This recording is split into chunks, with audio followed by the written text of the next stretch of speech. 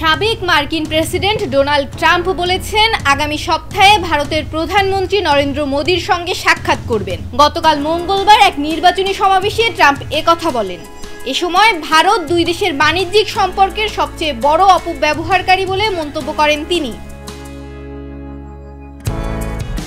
আগামী 5 নভেম্বর অনুষ্ঠেয় মার্কিন প্রেসিডেন্ট নির্বাচনে রিপাবলিকান প্রার্থী ডোনাল্ড ট্রাম্প মিশিগানের ফ্লিন্টে নির্বাচনী সমাবেশে ভাষণ দেওয়ার সময় তিনি মোদির সঙ্গে দেখা করার বিষয়টি সামনে আনেন। ডেলওয়ারে 21 সেপ্টেম্বর অস্ট্রেলিয়া, ভারত ও জাপানের নেতাদের নিয়ে একটি সামিটের আয়োজন করেছেন মার্কিন প্রেসিডেন্ট জো বাইডেন।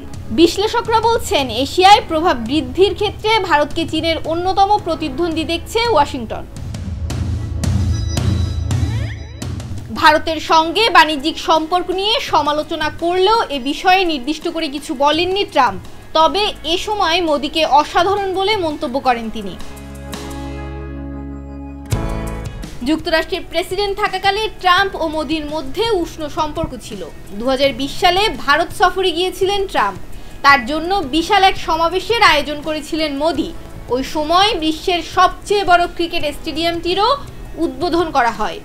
সমাবেশে অংশগ্রহণকারীরা ট্রাম্পকে স্বাগত জানাতে নমস্তে ট্রাম্প লেখা টুপি পরেন। অন্যদিকে 2019 সালে যুক্তরাষ্ট্র সফরে গিয়েছিলেন মোদি। তার জন্য টেক্সাসে একটি সমাবেশের আয়োজন করা হয়। এ সমাবেশে অংশ নেয় 50,000 মানুষ।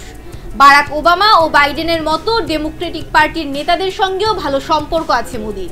গত বছর হোয়াইট হাউসে তাকে লাল গালিচা সংবর্ধনা দেয়া হয়েছিল।